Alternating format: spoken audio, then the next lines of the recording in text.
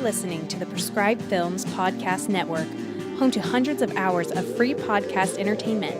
The shows on this network all have a common goal, providing you with the best discussions about movies and other forms of entertainment media.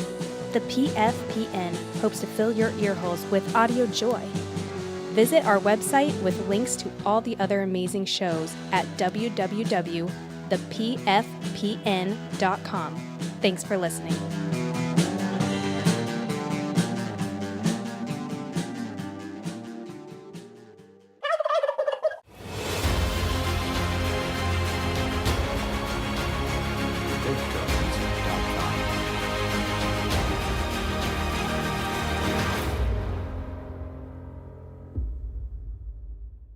It used to be that calling a film a turkey was an insult. Nowadays, there's actually an audience for some of the worst movies ever made. Baby, you are gonna go broke showing turkeys like these. Now we're talking turkey. Gobble, gobble, motherfucker. It's turkey time. Gobble, gobble. Welcome, everybody, to another episode of Let's Talk Turkeys. I'm your host, Movie Miss, and I'm being joined this week by my co-host, Drive-In Dave. How are you doing today, sir? Not too bad, not too bad. Feeling the Christmas season. And we're recording this episode in honor of the holidays. We did 2015's movie, Krampus. It's the most wonderful time of the year.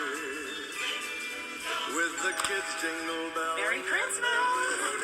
Looks like Martha Stewart threw up in here. This is delicious, honey. A little dry. Well, mine's delicious. Mine's dry. Do you want to trade? It's the It's Christmas. It's Christmas. It's Christmas. with those holiday greetings and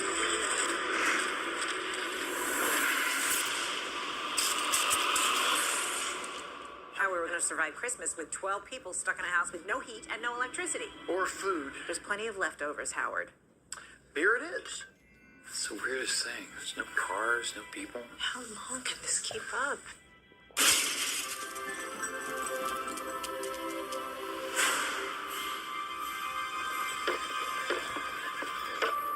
We heard something on the roof. The hell is this? Saint Nicholas is not coming this year. Instead, a much darker, ancient spirit. those are hooves. Elk or a goat? What kind of goat walks on its hind legs? His name is Krampus. He and his helpers did not come to give, but to take.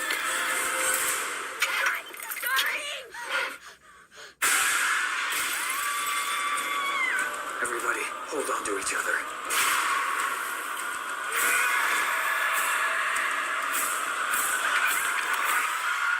He is the shadow of Saint Nicholas.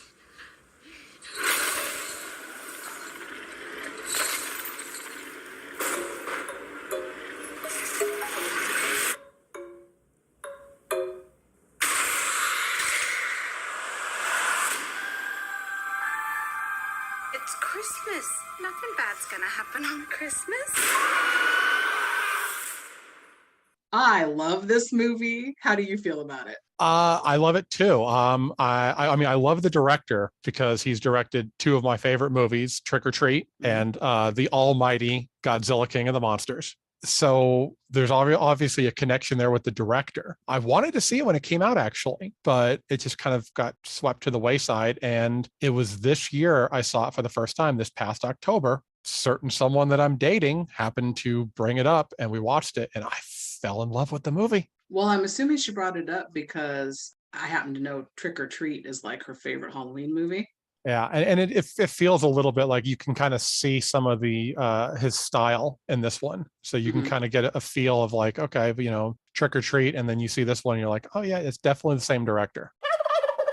Krampus, as you mentioned, directed by Michael Dougherty, who did Trick or Treat, Godzilla King of the Monsters, and he actually also wrote Krampus with Todd Casey and Zach Shields, who Zach Shields worked on Godzilla with him.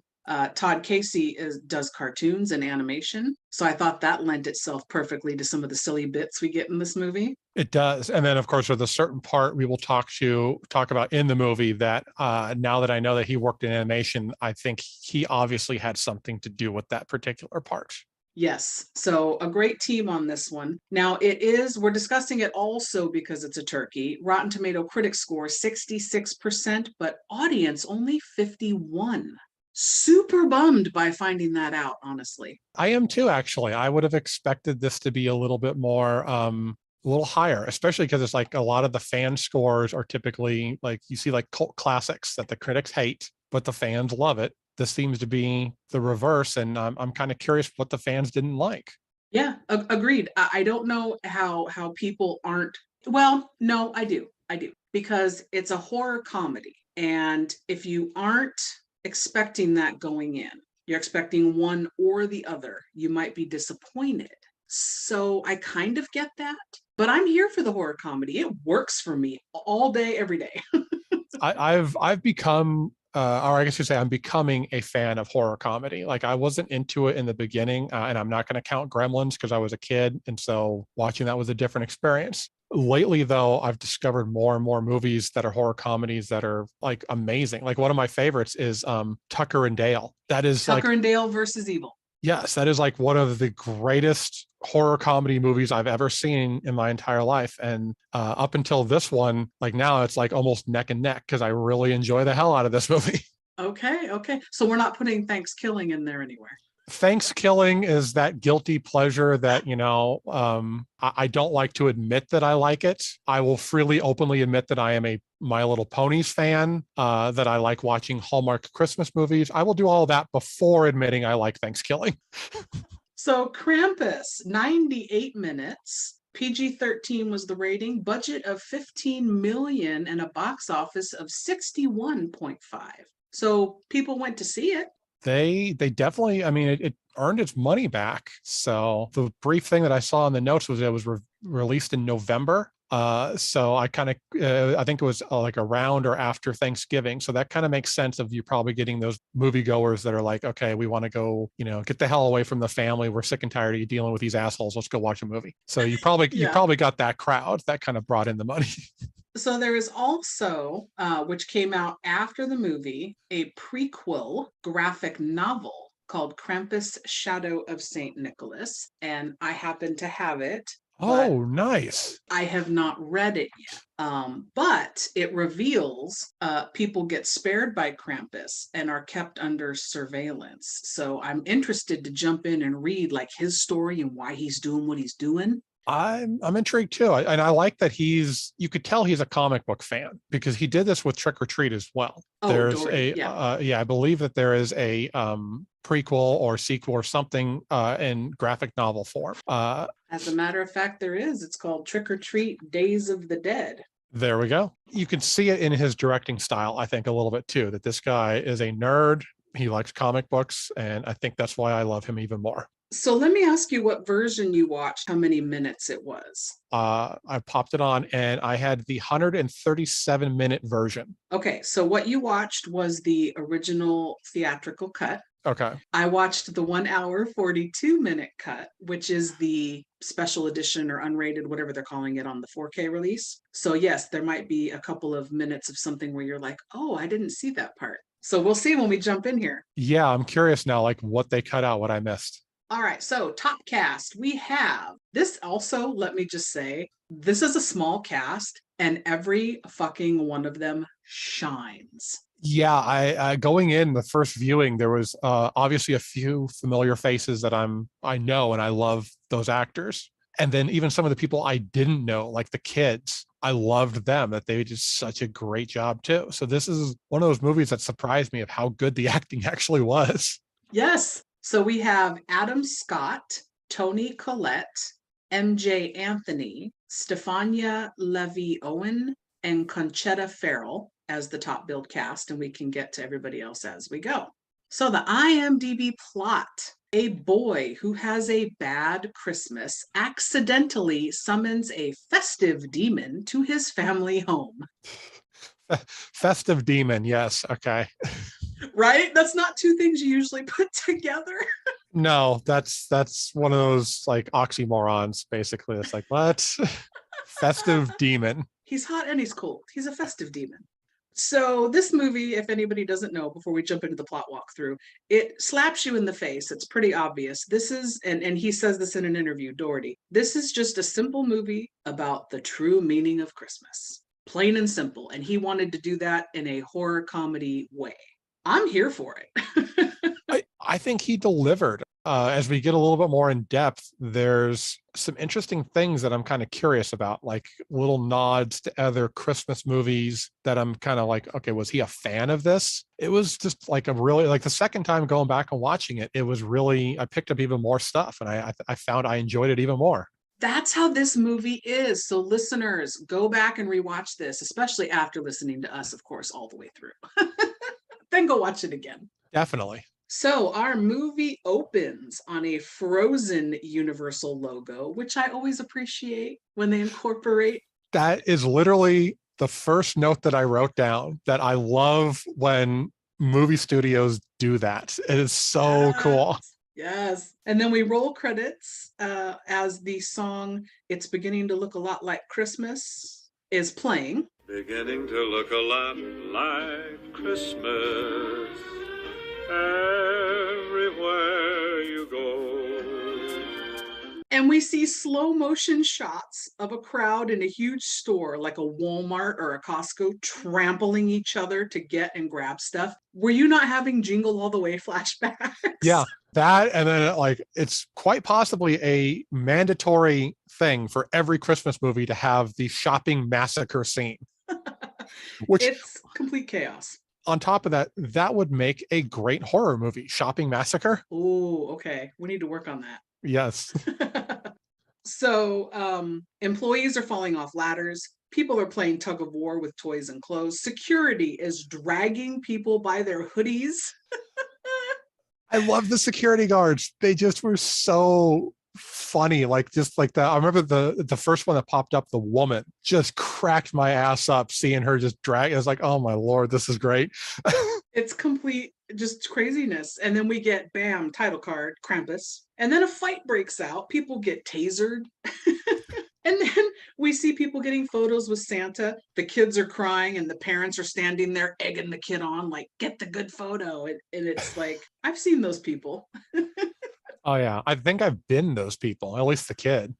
And then we see a really long checkout line, employees standing there looking exhausted, customers looking annoyed. There's even one openly weeping. Been there like what, 3 years in a fucking row, man. Oh, and I've been there on both sides of that. So for some reason, at the back of the store, we see there's a play, like a nativity show happening also, which is weird. Especially Kids, like if it's in a Walmart, that's kind of what threw me off. Like I can see that in a mall, but like in an actual like yes. store, that's weird. Kids are in a knockdown drag out brawl as we see parents running toward the stage. People are recording it on their phones and laughing. And then we fade to black as the song ends. It's such a great, quick way to show us the roll the credits, because I appreciate that. Let's get going here. I don't want to sit through 5 minutes of credits. We get to see all the chaos of what Christmas is but shouldn't be, if that makes sense. Like we're getting his messaging immediately. Actually, that's a good point. I didn't think about it like that. I was too busy laughing my ass off to kind of connect it. It's like, yeah, that's kind of really foreshadows essentially what is coming. And then now we open on a very busy grandma in a kitchen full of food. She's watching an old black and white version of A Christmas Carol on the TV, which I appreciated. That's one of my favorite stories. I mean, I've tried to watch every adaptation of that movie. Yeah. I try to read it every year. It's such a great story. Aside from the Muppets, for the serious versions, what's your favorite version to watch? Are you the George C. Scott, the Patrick Stewart? Like, which is your favorite? There's a lot of them I still haven't seen. Currently, my favorite, the girlfriend introduced me to it, and I enjoyed it, the Jim Carrey animated one. Really? I liked it because, like taking aside some of the silly crap that they threw in there because of animation, it kind of captured the story a little bit better, I felt. And there was stuff that you could do with animation you cannot do in live action. So the ghosts were really kind of cool in that one. That is actually one I haven't seen, mostly because I don't care for a lot of animation styles and it didn't seem like something visually I would like. It's weird. It's interesting though, because it is from the same people that did Polar Express. It's kind of cool if you watch Polar Express and then you watch Christmas Carol, kind of see how the animation had gotten better from what they were Okay. doing with Polar Express. Okay. Also another one I haven't seen. Okay, there's a lot on your list that you need to start watching. I have such a long list, and I will add those to the list. And to you, I'm not lying. But yeah, when people always try to recommend stuff to me, I'm like, yeah, I'll put it on the list. It's like, it doesn't really go on the list. No, I do the same thing. There's quite a few movies that people are like, oh, you should watch that. And I'm like, oh yeah, I'm gonna get right on it. And then I go home and I pop on wrestling instead. No, my favorite version is the one that they always show on, I think it's TNT every year with Patrick Stewart. That's actually one I really, really do want to see because I love Patrick Stewart. The man is probably one of the most underrated actors. Like he should be, let's face it, he should have won a freaking Oscar by now. He's amazing. In fact, he also, to me, which normally I don't care, I'll separate the art from the person, but he seems to me like an amazing human being. Like he just got on TikTok for the first time, and it records him reading from A Christmas Carol, just sitting in his easy chair, reading by a fire or whatever. Okay, that right there makes me want to go back onto TikTok just to see that because that is amazing. Yeah, they had shared it, I think, on Facebook because I don't do TikTok, but I saw it was a TikTok video that was shared. And I thought, oh my God, this man, like, I don't know. He just seems like he'd be the coolest person to know, like the coolest grandpa. He is. He seems just such a nice guy, down to earth. Picture, he's the kind of guy that in no situation whatsoever is he not distinguished. Right. So, okay, we now have this grandma cooking in the kitchen and everything looks so good that she's baking. It's like the counters are just covered. She's been working hard. The family that we saw in the store previous comes breezing in. We've got dad, that's Adam Scott, mom, Tony Collette, and their two kids, Max and Beth. And we learned that Max was the kid brawling that we saw in that play because Ben the bully tells everyone at school that Santa is a cheap marketing ploy and was invented to sell Pepsi.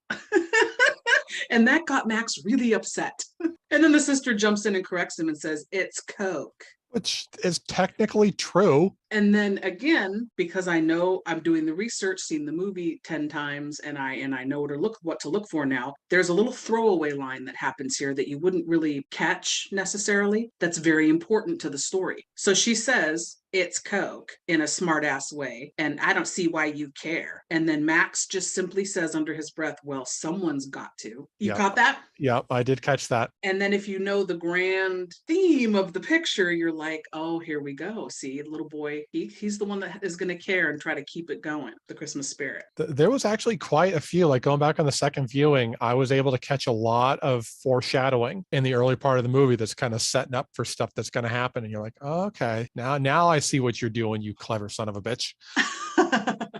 That is why this movie warrants repeat viewings, because there's a lot actually. And if you're just watching it one time and you're on this crazy thrill ride of the back and the forth and the chaos, you're not really listening to everything and picking it all up necessarily. So dad kisses the mom, kisses grandma on the head and says, looks great, mom. And don't work too hard because Sarah bought a bunch of cookies at the store, and then walks off. And the look on the grandma's face is like, his mom is like so sad. And it's like another little subtle thing. Busy family, breezing in. Why are you baking so much? We can just freaking buy cookies. It's like you're missing the point of why she's baking in the first place. Exactly. I mean, I can understand the point of view of it's like, okay, I'm not a big baker, so I'm going to go out and buy cookies and fruitcake and candy, and don't judge me on the fruitcake, all that kind of stuff. But yeah, if you have someone there that can bake for you and make all that stuff fresh, that's what you do. Nothing tastes better than a cookie fresh out of the oven. Right. And also it's the spirit. Some people get in the spirit of the holiday. Their love language is food. They want to bake for you. It makes them happy to do it. It's kind of like, dude, you missed the point here.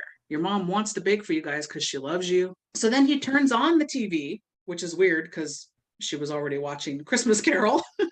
And he turns on a news report about the war on Christmas and political correctness. And we only get that for like 5 seconds, but it's just him hammering that point home to us. So then his phone rings, and I keep calling him dad, but his name is Tom. So Sarah, his wife, says, I thought you weren't going to work on Christmas. And he says, no, I told you I wasn't going to travel over Christmas, but I still have to take calls. And he leaves the room.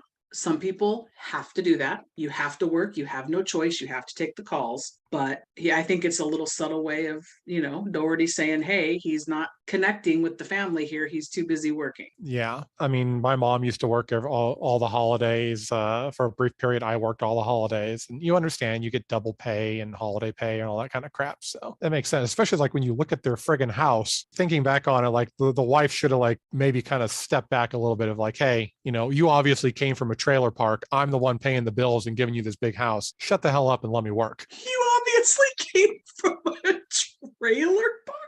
This will make more sense as the listeners learn more about the movie. Yeah, her family. So little Max asks Grandma if we can watch Charlie Brown and wrap Christmas presents like always. And I'm like, it's like 2 days before Christmas. I think it's supposed to be like the 23rd. You're just now going to wrap presents. And why would you all sit around and wrap them together? It just seemed like a weird request. Okay, that part there kind of, that threw me off with the wrapping them together. The doing them so close, I understand, because I personally have not still wrapped any of my presents that I need to give out.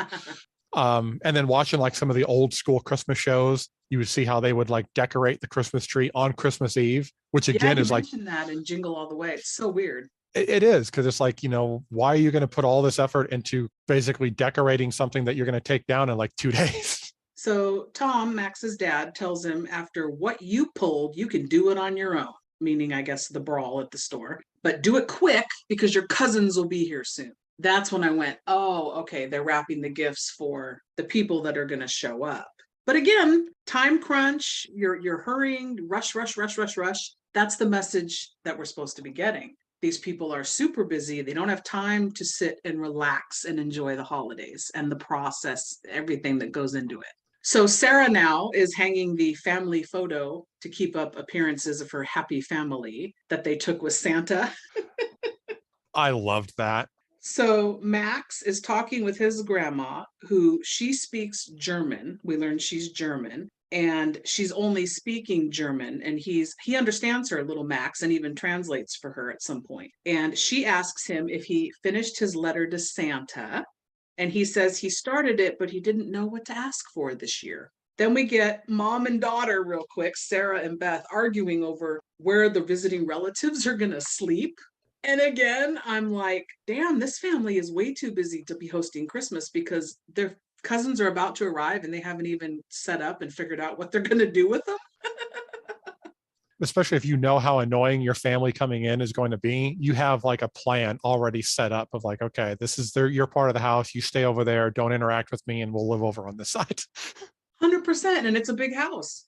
So we cut back to Max and his grandma, and we learn that he calls her Omi, O-M-I, which is German for grandma, I guess. They're at the table wrapping gifts, and he asks her if she believes in Santa. She says, to believe in Santa is to believe in the true spirit of the holidays, the spirit of giving, of sacrifice. And then she pauses and looks super sad and like lost in her thoughts. And then she quickly recovers and gives Max a cookie and says, but I also believe in dessert before dinner. Yes, Omi, so do I. I loved Omi. She was just so good in this movie. Yes, that actress is Krista Stadler. And boy, did I buy her hook, line, and sinker, all of it. She was the breakout star of the movie for me. I loved her performance. And like I said, just the little subtle, like zoning out into the past as she's talking about the sacrifice. That was so well done. Yeah, at first, if you haven't seen this movie before, you're like, something's going on with her. And you're like, not sure what it is. I love that. So now we cut to Beth in her room on her laptop on a video call with her boyfriend, saying that everyone's on edge because family is showing up and they're not excited to see them. And her mom is taking too much Xanax and she's stressed out. And it takes a lot of work to make their family look more awesome than it actually is. And I was like, that's Facebook.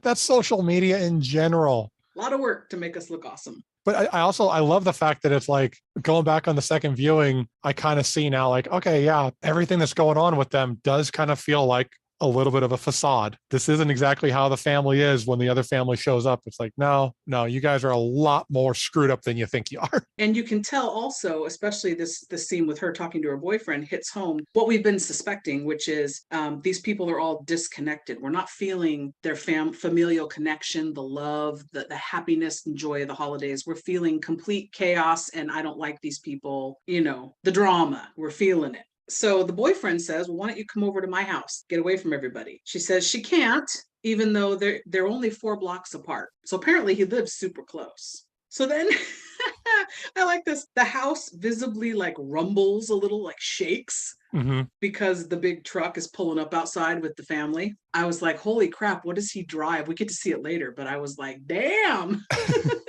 And I like the dreaded look on everybody's face as the family's arriving. This is what that first connection that I was saying to another Christmas movie. I don't know about you. I got Christmas Vacation vibes. Oh, totally. Totally. We see Dad, Tom, in his office drinking some alcohol and looking super stressed out when that truck rolls up. Max is in the kitchen finishing his letter to Santa. He figured out what to ask for, I guess. And Sarah is putting last-minute gifts in stockings and reminding herself to breathe. It's Christmas. Just breathe. It's like, that's all of us. We get it. So then she answers the door with a very overly enthusiastic Merry Christmas, like with this big smile on her face. Toni Collette in this is so funny at writing that line. She's so good at writing the line between what's really going on in her head and what she's trying to fake for everybody. She's one of the best actresses I've ever seen. I don't even remember what it was I first saw her in, but everything that I've watched with her in it, she's so good. Well, I'm guessing you weren't a big Muriel's Wedding fan, so maybe The Sixth Sense or something like that? It might have been The Sixth Sense that I first saw, and I loved her in that. There's a movie that I saw a couple of years ago that actually I absolutely loved, that's got her and Pierce Brosnan in it, called Long Way Down. I've not heard of that one. Based off of a Nicholas Hornby book. She is so great in that movie. So her sister now, this is Linda, played by Allison Tolman, who is so good in this, as is everybody. Gives her a hug and says Merry Christmas back. And then her husband comes in, and this is comedy great. David Koechner as Howard. Rewatching The Office and stuff, even though he's not in it a bunch. And then Anchorman. I'm like, this man, the Goldbergs, he's so freaking funny. He's great. I mean, he's one of the best comedic actors that I've seen. And it's funny because he always kind of plays the same character, but it's such a good character that it works in everything he does. Exactly. I was thinking the same thing. His shtick works. I don't feel like I'm watching him be funny. I'm watching the character Howard. So he comes in, hands off his presents to Tom, and then their son comes in, and their 2 daughters that are head to toe dressed in camo gear, trucker hats. It's like, okay, these are little tomboys. When I first saw it, I thought they were boys. I really did, especially the one, I think Jordan is her name. She looked so much like a boy. Yes. So when I was looking them up on IMDb, their headshots, they look so completely different. Jordan is Queenie Samuel and Stevie is Lolo Owen. And then little Howie Jr., the mouth breather, as I call him, is Maverick Flack. And yeah, the kids are so funny. They don't get a whole lot, but when they do, it works. They do. And the kid, the mouth breather, he reminds me a little bit of the bully in Trick or Treat. Oh, see, he reminded me of the little kid from Bad Santa. Oh, yeah, there's that too. So Max and little Howie Jr., his cousin, are standing there off to the side. And this is why I called him mouth breather, because Max is trying to be polite and rambling on and asking, what did you ask Santa for? And he just rattles off this list of things, trying to make conversation. God bless him, he's trying. And that little mouth breather is just standing there with his little mouth like open, like just looking at him, just nothing, doesn't say a damn word, and then just turns and walks away into the living room. To be fair, it probably takes a lot for the kid to breathe. And then, he probably is not capable of doing multiple things at one time. So he had to make the decision between breathing and talking. So there was that. And then we learn immediately these girl cousins are kind of a dick because they see that Max has a little letter to Santa sticking out of his pocket and they point and laugh and kind of joke about it. Come on, you guys, don't be assholes. And it makes sense. I mean, looking at the dad and everything. So it's like, yeah, they're going to be assholes. So Beth makes a smart ass comment and then goes upstairs. And the cousin who, the little mouth breather, like I said, doesn't talk to anybody. So I didn't know if he was going to talk at all in this movie. I was like, wow, what a great little character actor. Like he's not even going to have to say anything. And he's so funny. So we hear a voice from the front door complaining about the icy front walkway. Just as they're trying to shut the door, they open it. Sarah looks at her sister, surprised and a little shocked. And the sister quickly says, please don't be mad. And then in walks Aunt Dorothy. So this is Conchetta Farrell, who some of you might know as the maid on 2.5 Men with Charlie Sheen.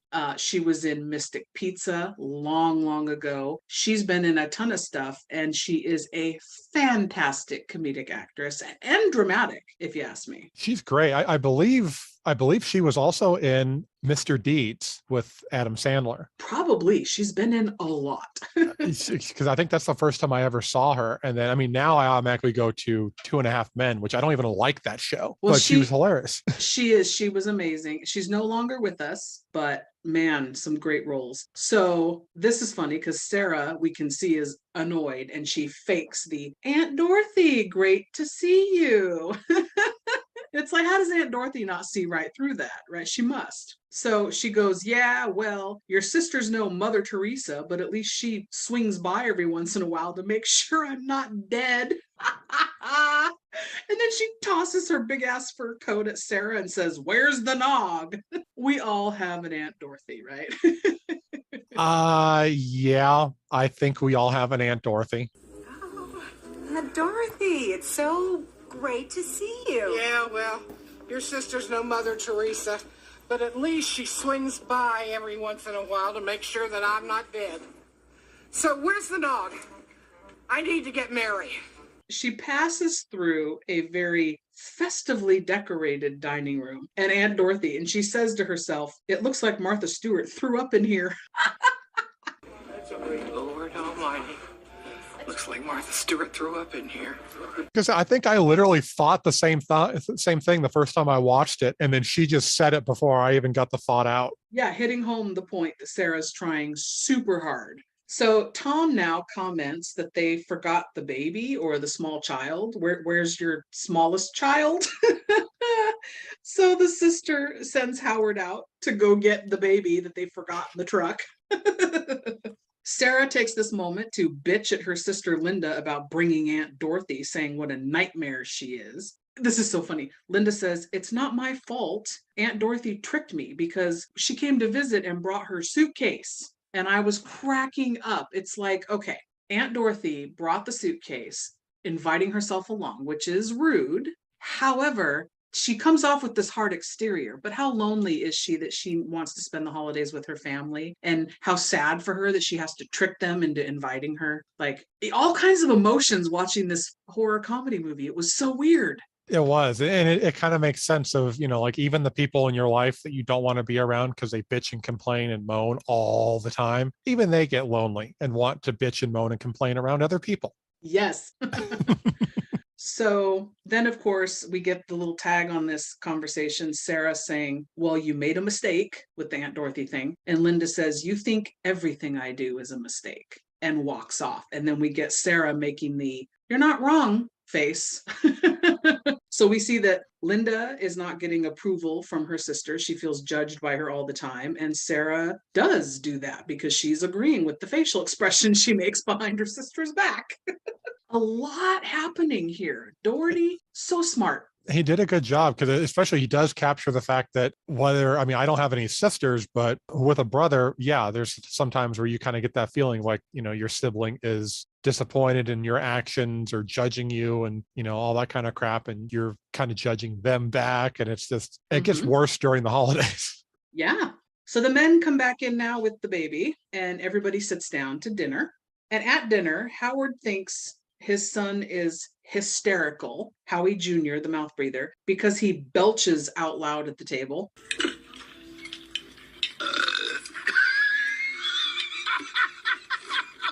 That's my boy. That's my boy. It sure is. You're nodding your head. Yes. It's kind of weird, but it's like I can see how dads are probably proud of their kids when they do that. You know, it's like Proud? Are you sure that's the word you want to use? Yeah. I mean, like men get together and, you know, this is what men do. We fart, we belch, we scratch ourselves because this is the manly thing to do. So that's exactly what it is. Is that what it is? Okay. So Howard then teases Tom because he was an Eagle Scout when he was younger instead of playing football because he's training Howie Jr. to play football. You're learning a lot about Howard, like at this scene. And I love the fact that everyone's got these glasses of like, you know, champagne or wine or whatever it is they're drinking, soda. And Howie Jr. has got a big ass 2-liter bottle of Mountain Dew. That it's no glass, just the 2-liter bottle. I could relate to that because I had a male cousin growing up that did the same thing. He, no matter what we were doing at the table, he always brought his own big ass soda. In fairness, he didn't belch and think it was funny though in front of everybody. Okay, I've done the belching and thinking it's funny, but I've never had the 2-liter soda at the dinner table. That's like 2-liter soda, bag of Funyuns, some jerky, and then I'm playing Grand Theft Auto or something. That's how I do that. That's how you roll. Exactly. So Linda's baby now, she's holding her on her lap, drops food on the floor. Their dog that they brought with them eats it up. And Linda says, now be careful, kids. This was so annoying. She goes, be careful, kids, because Aunt Sarah likes her house clean and perfect. That's why she makes food you can't pronounce. I'm like, bitch, nobody asked you for that. Your child dropped food. The dog started to eat it. Like, she just knew her sister was judging her, I guess, from the moment they got there. Oh yeah, this is a very chippy family. And then the way to like stab her back would be with her sharp tongue about she makes food you can't pronounce.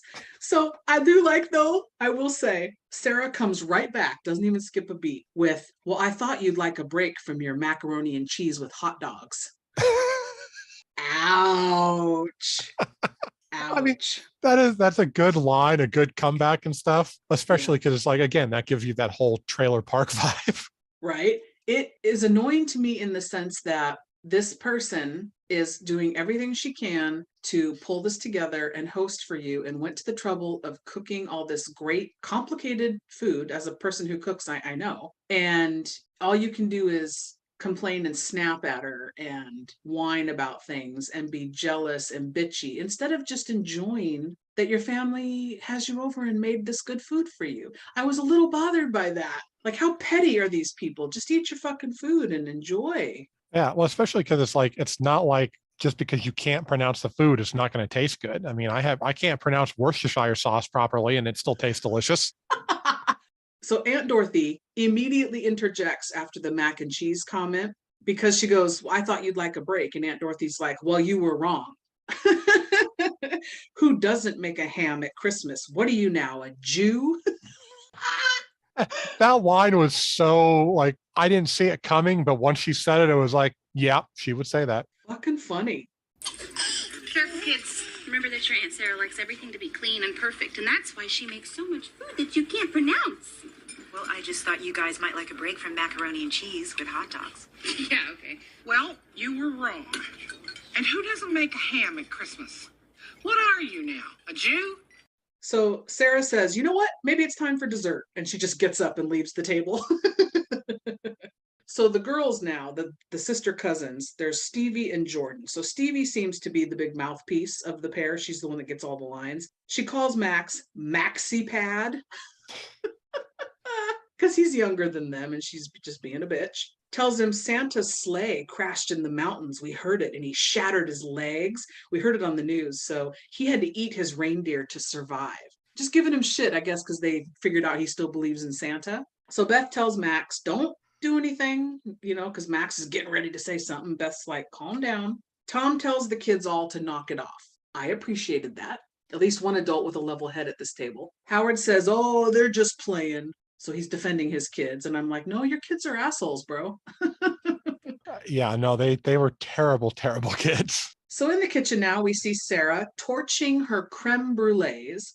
A lot of effort went into this dish. So they're just being assholes to her, and she's totally trying. And she's mumbling under her breath. She's clearly not happy with herself that she made that comment. She's like wishing she could have held her tongue. And you're like, okay, Sarah's not an evil person. She's just under a lot of pressure, I guess, and snapped. So then Aunt Dorothy comes in to pour another drink. And she's like, what godforsaken concoction are you whipping up now? You know this fancy food clogs my pipes. She's so good because it's like she just complains the entire time, and it's great complaining. You're just like, yeah, that's that kind of woman for sure. So Sarah snaps and says, how about we go to your trailer for Christmas next year, and after you spend weeks cleaning and decorating and cooking, I'll waddle in and start bitching about everything you've worked so hard on. She done blew her top. That was the last straw, apparently. And it was such a brilliant comeback, too. It would have taken me like 3 minutes just to kind of like piece that whole thought together and then finally insult her. It's like she'd already left the room. I got to stalk her down and be like, oh, by the way. Wait, I had a good comeback. Come back. So Aunt Dorothy starts talking again, but Sarah cuts her off and says, just stay the fuck out of my kitchen. Okay. So back at the table, the cousins are still teasing Max. They grab his letter for Santa and read it out loud. This is necessary for the plot, but it was next level mean to me. I was so pissed off.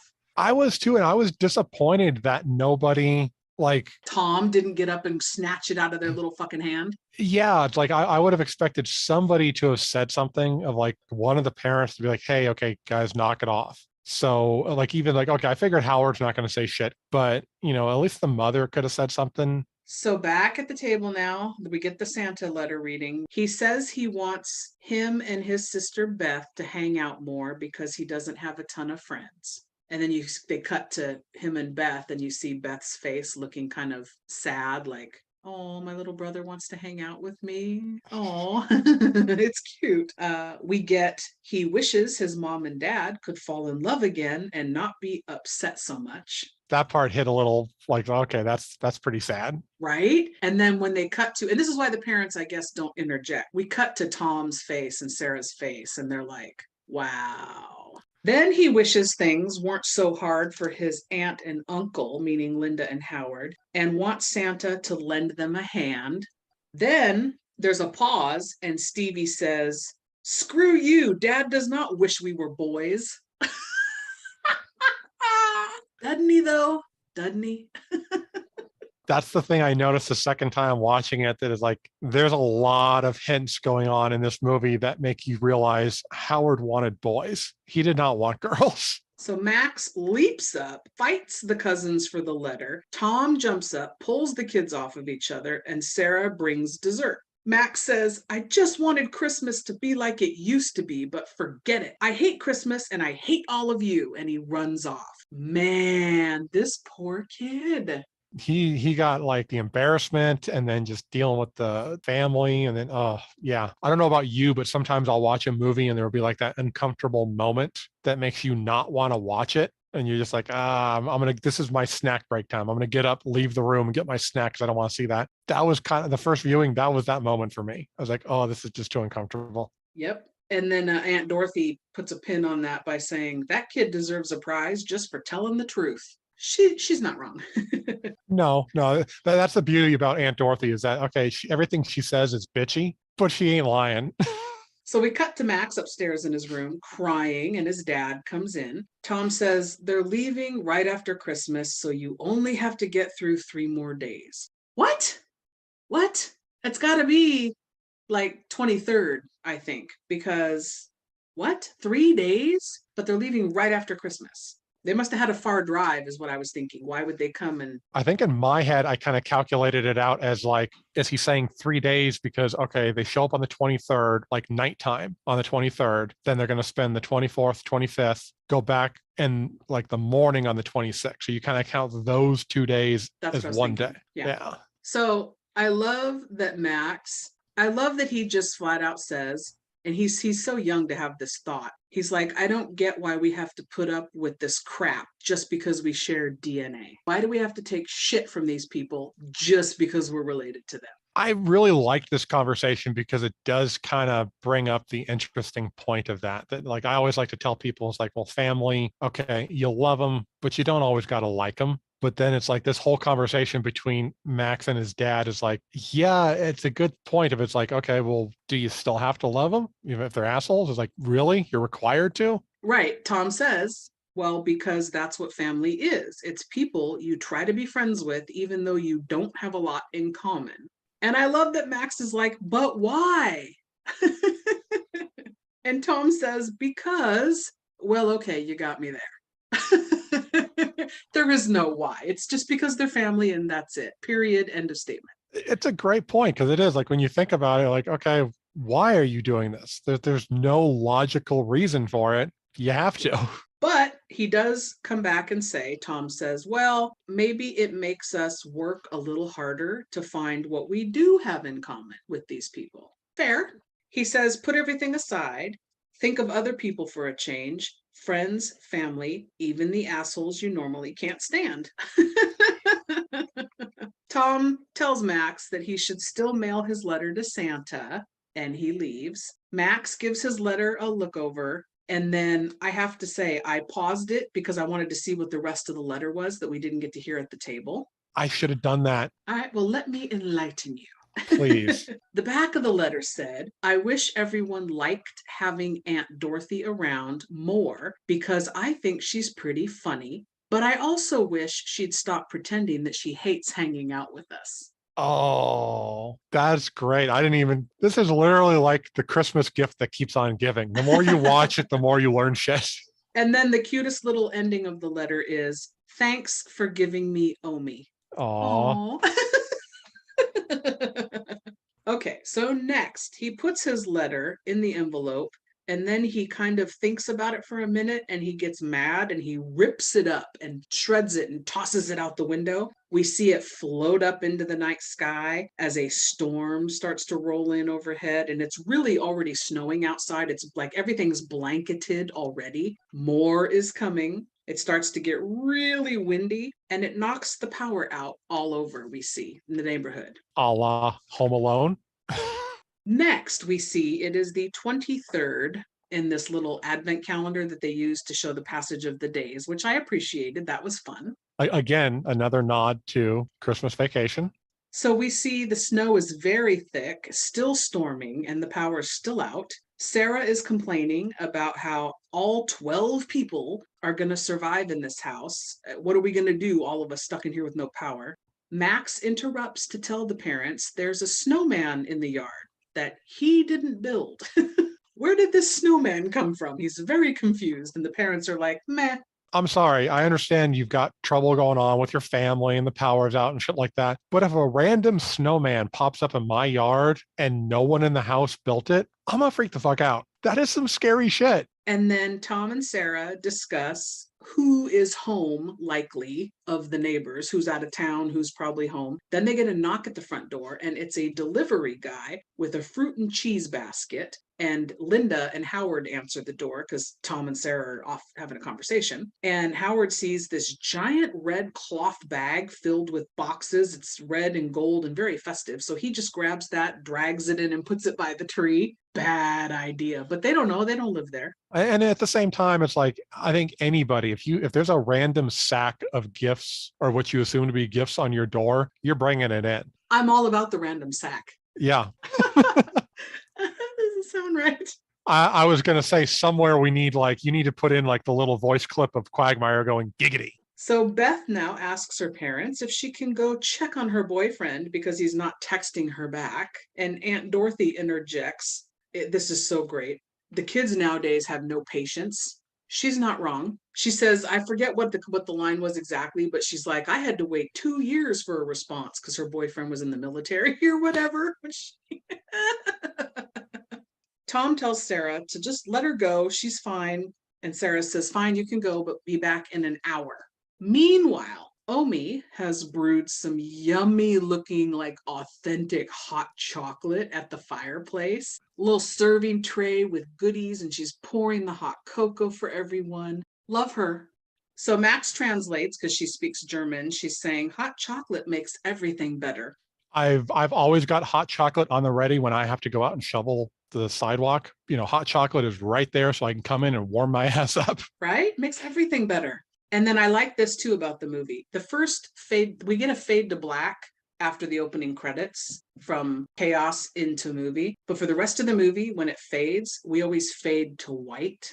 I thought that was a neat touch. I didn't really pay attention to that, but that is really kind of clever. And I like that it's kind of like in Trick or Treat, he kind of did like the comic book thing. So it's like, okay, you see the little lettering pop up and it's almost like pages turning. And I like how in this one, it's like, okay, you got the fading. He does like almost like he's doing these things in chapters. So we fade to white and we see Beth walking out in this blizzard to her boyfriend's house. And it's bad enough, but then it suddenly goes from sunny to dark and gloomy and you can't see shit. And then we see a shadow of the Krampus appearing on a roof nearby. Beth screams and takes off running, and the Krampus starts leaping from rooftop to rooftop, chasing her. And with the howling he's making and the sound of the chains that he's got and the score and the wind, I mean, everything in this, scary, tense. No, everything about that was kind of cool because it does, like I said, everything, the ambiance of it, the music and stuff. But I also love that you get to see Krampus, but you don't really get to see Krampus. So it's like they're building the suspense for the big reveal of like what the monster is going to look like. And I also want to point out the fact that I would feel bad for Beth, but it's your own damn fault for like, who's that desperate for dick that you're going to go out into a blizzard just to go seek it out. I mean, I'm sorry. That's a little much for me, ladies. I'm right there with you. It's a bit much. Granted, anything below 70 degrees is too much for me. So she's crazy as far as I'm concerned, loony.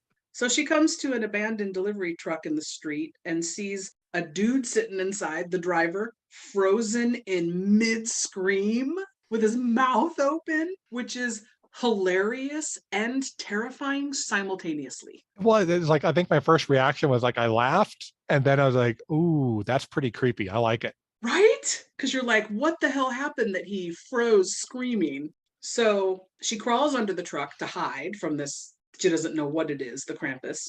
And then I thought this was a great touch for this movie because it lends to the believability and it makes me more scared for her. You really feel like she's going through it because when you see her under the truck, the ground, the snow looks realistic, the ice, she looks cold, wet, miserable. She's acting the shit out of it. She looks scared. The whole thing, it's terrifying to me. Like because I put myself in that situation. No, she did a great job at that because you really did feel like she was actually scared. Because I've even put the note in here of like how many times do you see in a horror movie they hide under the car? Like, does it ever actually work out for you? No. But it's like, yeah, all the times you see that, the scenes are okay, but hers, you did feel the terror on her face. And I don't know who she is. Like, I don't know what other movies she's done, but I definitely want to check her out more. Right?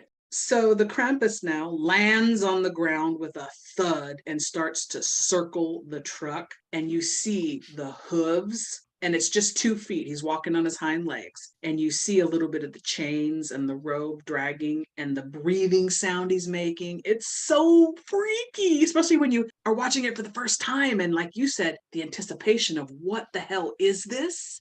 It definitely gave off a very creepy vibe. And I love the look. Like, you don't get to see much of him for most of the movie, but like just the little bits that you see look so good, like so realistic. I'm assuming those are practical effects. It's a mixture. It was obviously digital when you saw him leaping because I don't see them being able to do that. But like the hooves, those looked real. And I think that's what kind of helped make it look so creepy. So a gentleman by the name of Luke Hauker was the Krampus. He was inside the Krampus, and they do CG for a lot of it, but there's a practical mask that he wears, which we get to see later. So yeah, great job as the Krampus, very menacing. So Beth thinks it is all clear because the Krampus suddenly leaves, only to see a small jack-in-the-box in the snow now to her right, turning on by itself and playing music until it pops open and a cute little doll seems to be peeking out. And then we cut to an overhead shot of the truck so we don't see anything. The van starts shaking and we hear Beth scream. but we don't see what actually happens. So it lends to your comment that you made in one of our other episodes where you said, if you don't actually see a body, did she die? We don't know because we didn't actually see a body. That's the way it's always worked in movies I've seen, in comic books, that until you see the person die on screen, they're still possibly alive. So back at the house, Max notices more snowmen starting to pop up in the yard, getting closer and having weird expressions on their faces. Tom's watching out the window from the dining room, and Sarah joins him, and they have a few quiet moments together. And Sarah even leans in and says she misses them, like as a romantic couple, and it's so sweet. Tom says, yeah, me too. But then Max comes in and interrupts them to remind them that it's getting really late and Beth isn't home yet. Everyone gathers around the fire now in the living room, and Aunt Dorothy says, I fucking love this.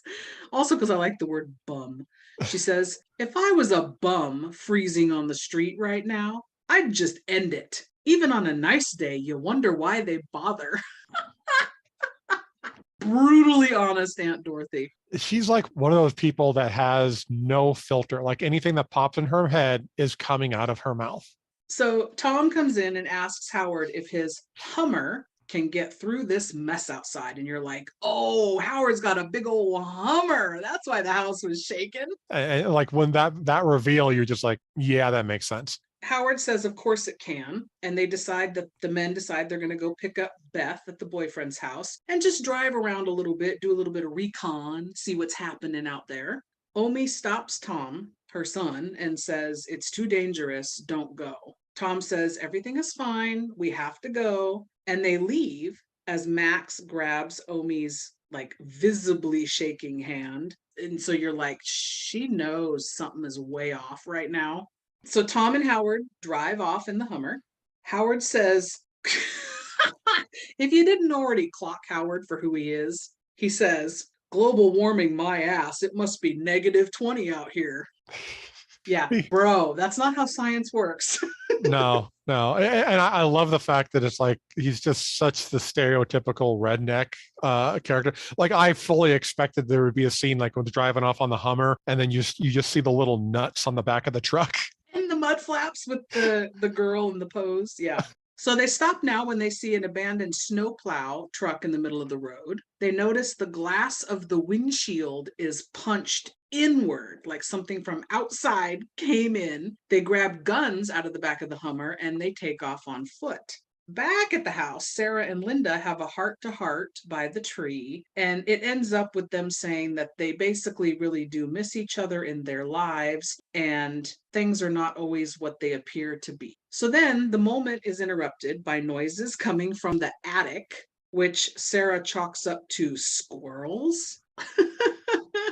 Sounded a little bit loud to be squirrels to me. Really curious about people that live in these suburban areas. I mean, I live in a pretty suburban area too. Is this like common occurrence of squirrels just randomly popping into your house and like doing weird shit in your attic? You guys got like that neighborhood's got some fat, annoying squirrels that are just like hanging up, like eating Cheetos, listening to rock music or something. So Sarah says, yeah, definitely squirrels. And Aunt Dorothy says, yeah, probably playing with their nuts. Have another nog, Aunt Dorothy. You're cracking me up. I love her. Cut to Beth's boyfriend's house. Howard and Tom go in. Everything looks completely abandoned, dark, and totally frozen over on the inside, which was super creepy. They even find a gingerbread man stabbed through, pinned to the fridge, a la Michael Myers style. I didn't catch the Michael Myers part. That's a good catch. Yeah, stabbed, like stuck to the wall. It's so funny. Howard says it looks to him like a gas line probably blew at the fireplace because it's a big crack and coming down and it looks shattered. And then they see hoof prints in the snow. And Howard says it looks like an elk or a goat because he's done a lot of hunting and whatnot. They're super creepy looking. And I love that Tom says, yeah, but what goat walks on his hind legs? When I go back and watching it again, because I actually wrote the note down of it would have been great if they could have somehow kept it a secret that it was Krampus. Don't call the movie Krampus. Don't let anyone in on the fact that it's Krampus. So that way there's that mystery of like, what is this thing? 100%. All right. So After seeing these creepy ass feet in the snow and realizing goats don't walk on hind legs, which works for me, I'm totally creeped out. They hear Beth scream outside and they run out, and the snow is now like thigh high. Like they are struggling to run through this snow. That alone freaks me out. I don't like the feeling of like I can't move. So I'm like horrified by them having to run through this snow and they can't really move. I mean, I'm more claustrophobic.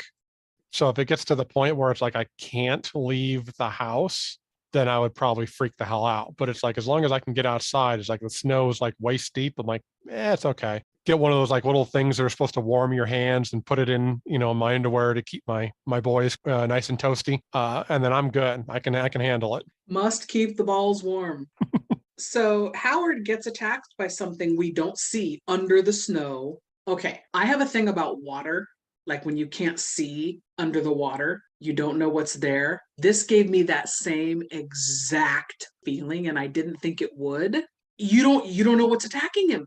You can't see it, but it's real. He's screaming for his life. No, I'm the same way of like I do not like to swim in lakes, rivers, or the ocean because that's where all the shit is that can get you and you can't see it. I'm fine in a pool. Nothing's gonna get me in the pool. Well, Ramon hangs out in pools. Yeah, but so he gets bitten and almost completely pulled under when Tom shoots into the snow and saves Howard, and the whatever that is creature takes off. So everyone at the house hears that gunfire, and we see Howard's Hummer is now on fire and completely destroyed. So they're not using that to get out of Dodge. I kind of got the feeling like that wasn't even Krampus or anything. That's just the fact that it was a shitty made Hummer, American made vehicle that, just kind of went to crap on them. So back at the house now, Sarah is getting ready to go out and look for Tom and Howard. When they come busting in the front door, Sarah sends the kids off to the kitchen and Tom patches up Howard's leg wound. Aunt Dorothy, oh my God. She's sitting in the chair and Sarah's like, can you please go to the kitchen and tend to the children while we handle this? And Aunt Dorothy's reasoning for not wanting to do it is, I never liked kids, even when I was one. My husband goes, yep. She's just like, she's the greatest character in the movie because of the fact that she just says everything that pops in her head, like I said before. And it's just, I think she says everything that people watching the movie are probably thinking as well. Then she's like, fine, I'll do it, because Sarah gives her a death look. And then you hear her on the way into the kitchen going, I'll teach you kids how to make peppermint schnapps. Hey, it's crisis time. That's acceptable. I mean, you get to the point that you think you're not going to make it through the night. I figure all bets are off. The kids can have liquor, cocaine, whatever they want. It's all game. So then Tom asks Omi, please go in the kitchen and help with the kids. And she looks super concerned, like she knows what's going on. And she just tells Tom, keep the fire hot. And we find out later why that's real significant. Max eavesdrops as the adults now discuss what they think is going on. Howard thinks someone is picking the neighborhood off one by one, like the Klopeks are their neighbor or something. So Linda says they should all pile in the Hummer, the truck, and Howard says, well, we can't because the truck's been destroyed. Tom and Howard figure out how much ammo they have left, and Tom says they should just stay put, and then the kids come in. So the men board up the doors and windows, and everybody's together in the living room. Kids are watching a movie on their little iPad or whatever they have there. Linda's trying to comfort Sarah about Beth because she's still not, back. Howard thanks Tom for saving his ass out there. I liked that moment. This was a good part in the movie where it's like you start to kind of see the opening part. Okay, that family, Howard's family, pretty much all assholes. You don't like them. You're like, no, fuck these people. Get the hell out of my house. And then now you're starting to kind of see the shift of like, okay, now they're becoming interesting characters. You're starting to care about them a little bit. Yes, but then Howard adds on at the end of his thank you, he's sorry that he thought Tom was such a spineless dick all these years. Okay, so like nicer to a Howard level. Yes, we have to grade him on a scale. So Max comes over and asks his dad if they're going to die. And then he points out that Omi has been acting really weird since all this started. And I like that we get to see just how in tune Max is with Omi. Like they have a really strong bond. It's cute. So Tom says Omi always gets a little weird around Christmas time and she never wants to talk about it. And as Tom hugs Max, he tells him everything's going to be fine. Don't worry. But we get to see the backside of the hug and we see Tom's facial expression. It does not say, I feel like everything's going to be fine. No, it was full on like, oh shit, we're screwed. Yep. And kind of bring it up real quick because I like Adam Scott. I think he's hilarious. The first time I actually ever discovered him was he did a thing for Adult Swim with John Hamm called The Greatest Event in Television History. Oh, really? Go see if you can find that on YouTube. It is fucking hilarious. They basically do a shot-for-shot remake of the opening of the TV series Simon and Simon. Oh, how funny. But that was my introduction to him. So it's like seeing him in this, I've never seen him do anything even remotely dramatic. Mm-hmm. He surprised the hell out of me of how good of an actor he really is. So I knew he could pull off horror comedy because I saw a movie in 2017 called Little Evil, where he marries somebody who has a 5-year-old son. So his stepson, he thinks is like Damien, like the spawn of the devil. Clancy Brown is in it. Sally Field is in it. Evangeline Lilly. Like, it's a great cast. Okay, I've seen that on Netflix. I have not yet watched it. It is, if you like to watch, now you'll appreciate Adam Scott in a horror comedy. He's a fucking riot. It's wonderful. Okay, I'm gonna have to go check that out. That's on the list now. I would recommend it. Is it the best movie ever? No, but it's worth it. Well, I mean, if they all only made best movies ever, we wouldn't be doing this podcast. So true that. All right. So Howard comments that he and Linda butt heads, but he just can't imagine life without her. And Tom looks over at Sarah and he says he knows that feeling. So they're having this real bonding moment, which I appreciated. It was like I said, it kind of helped you care about the characters because you spent the first half of the movie not liking them for the most part. I mean, like they made you laugh, but like that first like 3-4 minutes of the movie, someone would have been shot dead. You would have been like, whatever. You know, this time you're starting to kind of care and get invested. So Howard says, I'll take first watch. You need to get some sleep. Go sit with your family. And then we cut to everyone in the dark, asleep, including Howard. Why we have the injured man take first watch, I didn't know. No, well, on top of the fact of like, I think everyone watching the movie knows the second Howard says that, you're like, okay, yeah, there's going to be a scene where everyone, including Howard, is going to be asleep. So it's pitch dark except for a few candles that are burned super low, and even the fire in the fireplace is down to embers. The fire is pretty much gone out. And it's like, oh, uh-oh. So next, a giant chain with a hook on the end is lowered down the chimney. And at the bottom is this little gingerbread man, much like the one we saw stuck to the fridge earlier. And there's jingle bells tied to the end of it. And little Howie Jr., the mouth breather, wakes up and he sees this. He's the only one who sees it. So it's jingling and the little gingerbread man's looking all cute. So he walks over to it and grabs the gingerbread man and takes a bite out of his head. Now, I've never been a fan of gingerbread cookies. So I found it very, very weird that when the kid took the bite out of the gingerbread, my first thought was like, damn, that looks tasty as hell. I've never been one for that either, but I just recently made some ninja bread men with ninja cookie cutters. And they were tasty. I bit their heads off first. You better believe it. Well, that's the way you do it. If there's a little man-shaped cookie, you go for 2 spots, the head or the groin. I always go for the head, and I do the same thing at Easter, and it makes my husband laugh. When I get a chocolate bunny, I bite his head off first. And he's always like, why do you always bite the heads off these things? And I said, because then they can't see what's coming for the rest of it. See, that's brilliant. I was going to say because you want to end the pain quickly. You don't want them to suffer by like taking the arms. And I mean, I guess if you want to torture your gingerbread men. So now the gingerbread man, after he takes the bite, comes to life and is pissed off. I would be too. Yeah, it's like, motherfucker just bit part of my head off. So like, what is this, a Mike Tyson fight? So he wraps the kid up in the chains and pulls him into the chimney. Sarah and everybody starts to wake up now. She grabs his legs and gets pulled up into the chimney. Tom and Howard grab Sarah, and a log accidentally with embers gets kicked into their Christmas tree, and that thing starts to go up in a blaze. Max runs to grab the fire extinguisher and put the tree out. The gingerbread man pops his head down and goes, bah, and scares Sarah inside the chimney. So she lets go of little Howie. The two things I thought in this whole scene going on was, first, with Howie Jr.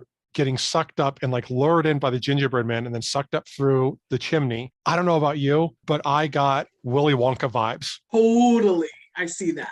I was like, oh my God, this is like Willy Wonka. And then the other thing was the gingerbread men are so fucking adorable. I know, I don't want them to be evil. I didn't either. They were just like, you know what they reminded me of? And I don't know if like they got inspiration from Krampus to do this. The little mini Stay Puft Marshmallow Men from Ghostbusters Afterlife. Oh, yeah. Because they've kind of acted the same, of like cute, but evil, but also really stupid. That is so, I see the correlation there. I was thinking of little gingerbread men from like Shrek. I thought they were pretty cute. I think these gingerbread men were cuter than the one from Shrek.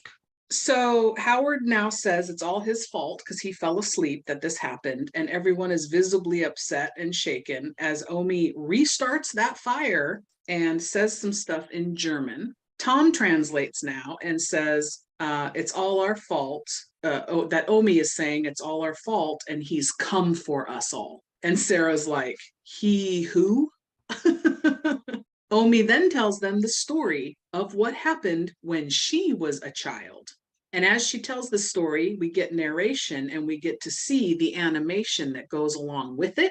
Did you like this part? I'm sure. Oh, I loved it. I mean, first off, it gave me total Tim Burton vibes with the animation, because it kind of felt like the stuff he does with Nightmare Before Christmas and Coraline and stuff like that. But no, it was so, because I love it when animation gets creepy. And there's not enough horror animated stuff out there. And so any chance I get to see that, I'm just geeking out hard. And they did a really good job with that. I loved it. And the story itself, I would love to see that as like a prequel to this movie. Tell Omi's story. So she says that she still believed in Santa when she was really little and in joy, but her village had all given up hope because of the desperate times they were in. Food was scarce, etc. They all turned on each other and had forgotten the true spirit of Christmas and the sacrifice of giving. Even her family had given up, so she wished for them all to go away. That night, a blizzard rolled in and brought Krampus with it, the dark spirit, the shadow of St. Nicholas.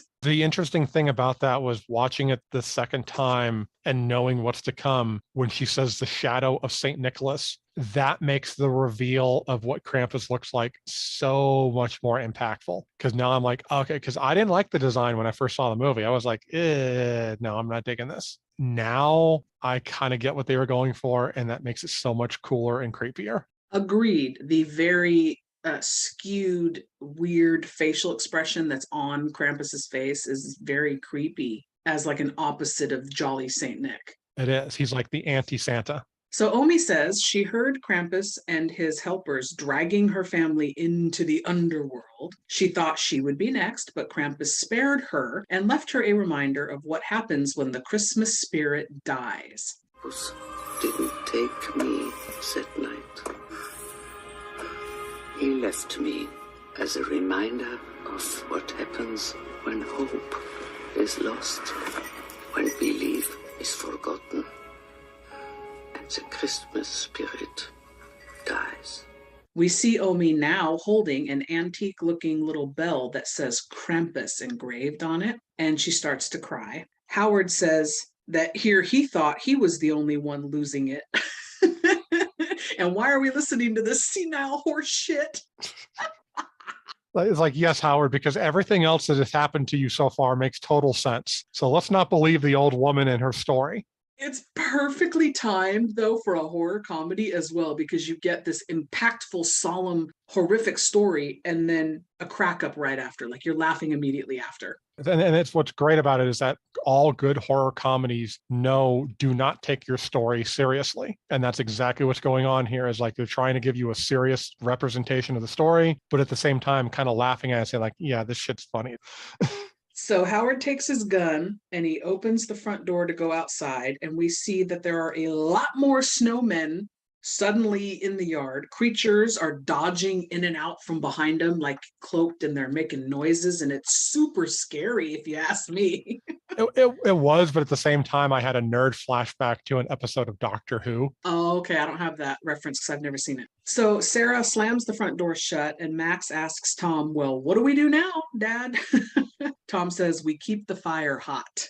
So he's clued in now that Omi knows what's going on, and we're going to listen to her and we're going to do what she said. So we fade in now, thanks to the Advent calendar. We know it is Christmas Eve, the 24th. Everyone is around the fire, clearly on edge. Tom and Sarah wander off. Max tries to share his leftover Halloween candy with his cousins. And it's like, oh, they were assholes to you, but you're going to share your candy with them. It's kind of like a breakthrough moment. It is, but also it could be, like the sinister side of me is like, well, maybe he hasn't checked his candy for razor blades yet. So Tom and Sarah talk in the kitchen, and she says that they've got to find Beth. She doesn't know what she believes anymore after everything that's going on. Tom says he has an idea, but they need to grab Howard and Linda. So back in the living room, the girls now, the cousins, ask Omi, what if we're good and we leave out milk and cookies? And Max translates what Omi says back to them. She says, it's not what you do, it's what you believe. And they ask Omi, can't they make Krampus go away? It's like, no, because you're not the reason he's there, really. Again, back to the foreshadowing with the whole, it's not what you do, it's what you believe. So it's like kind of setting up for stuff that's going to be happening later on. I also actually, now that you made me think about that, again, with the messaging of this film, I like that they're saying you can't have hate in your heart and do a few good deeds once a year and think that that wipes the slate clean and makes everything okay. Like, you need to be a good person. You need to have good thoughts and good beliefs. You can't just put out milk and cookies and everything's forgiven. Yeah, it's like if you're gonna be an asshole year round and then hope that Santa's gonna do something good for you, you need something better than milk and cookies, like a bottle of Jack Daniels, maybe a Hustler, a cheesesteak sandwich, and then that'll probably get them kind of on your side. Or just be a good person instead. It's cheaper. It is, but at the same time, it's like even Santa kind of wants, that bottle of Jack Daniels and that Hustler. So Omi says something that Max doesn't understand and can't translate, but the way she says it clicks with Aunt Dorothy. The girls are like, what is she saying? And Max is like, I don't know. Aunt Dorothy chimes in from across the room. She says we're fucked. She's like, yeah, I know that in any language, or whatever she says. I remember it was something along the lines of, I've been bent over by life myself, or something like that. It was something along those lines that I was just like, oh, that is just beautiful. I love that. So we cut to Linda, who's gathered up all the charred gifts from under the tree and taken them up to an attic room to see what she can salvage and rewrap. And she comes across a big box. And this is one of the gifts from that mystery bag from the porch earlier. She's just about to open it when she gets interrupted by Sarah. You're like, oh, because it was like shaking a little. That was a beautiful setup. I love that, because it did have you on the edge of your seat, and then like, damn it, now we can't see it. But I understand what they were doing, but at the same time, like, you're being hunted by some mythical creature. Where is it in your mind that you're like, oh, I'm going to go rewrap these Christmas presents, because obviously we're going to have Christmas at some point. Right. Only thing I could think is she's a little like spun out from everything that's happening. She's like, I just need something. I need a task. I need to put my mind somewhere. I could see that, but it's like, if it was me, I'm opening the presents to find out what we can like shiv into like weapons to stab this son of a bitch when he comes down the chimney. So Tom now shows Sarah, Howard, and Linda a map and says, the snowplow's here. We can go get it. Everyone pile in it. We get a car. We drive out to safety and bring back help to look for Howie Jr. and Beth. Sounds like a solid enough plan to me. Yeah, I agree with the plan, but at the same time, I was kind of thinking like, and I don't know, maybe it's just a cynical side of me of like, in that cold, after everything that's going on, what are your real chances of finding these missing people? They're probably dead. Agreed. But I also think it's the drive, like their heart's in the right place and we have to find our family members. It kind of feels like they're finally getting it. Unfortunately, it took them to this point to get there. That's a good point. I mean, I guess that also explains why I'm not a family man and why I would survive a horror movie, because I will throw you under the bus to save my own ass, family or not. So You're the one who's like, I don't have to be faster than the lion chasing us. I just have to be faster than you. Exactly. I get it. I get it. So now we cut to the mystery boxes up in that attic, shaking now and moving around. We hear sounds from whatever's in the boxes. It can't be good. To me, though, they kind of sounded like gremlin sounds. They did. That was another vibe I was getting from this movie, Gremlins, from like the snowstorm. So the whole town is covered in ice and snow. It's like very Gremlins-like. The creatures that are in the movie. It's like there's so many different things that made me think of other movies during this. To me, smart move on his part because it works. It's not like you feel like he's ripping off these other movies at all. No, he does it in a way where it's like it makes you feel familiar with it. So even though you've never seen the movie, there's some familiar scenes that are like, oh, kind of like this. Okay, now I identify with this movie. So now Stevie and Jordan, the girl cousins, they go upstairs to use the bathroom because one of them is afraid to go by herself. And she says to the other cousin, we can't use the one down here because Aunt Dorothy clogged up the shitter. She really did clog up the pipes. That was one of those lines in this movie that I was like so believable. Like just looking at Aunt Dorothy, you're like, oh yeah, that woman has clogged a few toilets in her life. So once upstairs, the girls go into the attic because they hear a voice calling to them and they think it sounds like Beth, but it's kind of distorted and creepy. So, okay, you must be on the same page as me. When I heard it, I was like, okay, I can kind of hear Beth, but at the same time, I did not hear her enough to where if I'm in that situation, I'm going to follow that voice. It sounded off. It sounded, yeah, like you said, distorted, a little creepy. So the adults now hear the girls scream from upstairs and they hear creature noises. Tom grabs a gun, Sarah grabs an axe, and then Linda's in tow and they go to investigate. Max tells Omi he thinks this is all his fault and she comforts him. Aw, it is your fault, you little shithead. So now Howard has his gun and he's standing watch downstairs. He calls his dog over and the dog just runs the other way. The dog's like, nope. Smartest character in the whole movie. One whiff of what was going on and went, no, thank you. So Howard hears a noise and goes to investigate. Never a good idea. That's one of those things where I always look back at, like when I see stuff like that in movies, when a character goes to investigate the noise or something like that, my mind immediately goes back to like the Kings of Comedy, where like the difference between black people and white people in horror movies, or white people are like, oh, let's go find out. Black people are like, fuck this shit, we're out of here. So Tom, now Sarah and Linda all up in the attic calling for the girls. They see these big boxes and they're all busted open from the inside out. And then we cut back to downstairs. Howard finds a mess in the kitchen. And then we see gingerbread men and we hear laughing and we get some really good jump scare here, which I appreciated because this movie doesn't have a lot of that. No. I like a good jump scare, well timed. And then back in the attic now, again, we cut back quick. We see a giant, evil-looking jack-in-the-box thing that just unhinges its fang-filled mouth and swallows one of the girls, boots and all. It was like Predator in a box. So crazy. The toys, I mean, like I said, going from the gingerbread men to being so freaking adorable, like they weren't scary at all. I just wanted to like cuddle them all up because they're so cute, to the toys that I'm like, no, fuck that shit. Those things are scary as hell. Yep. Tom shoots at it and it slinks off. And it got to be a practical effect. It's huge. It did not have a digital look to it. It did look practical. So we cut back now quickly to the kitchen where 3 gingerbread men are shooting at Howard with a nail gun.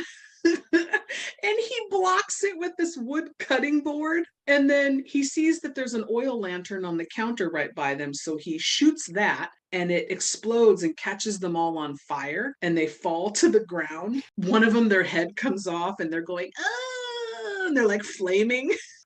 Again, like I said, it makes me really wonder, did they steal this? Not steal, but were they inspired by this with Ghostbusters Afterlife? Because it's the same adorable cuteness watching these things die.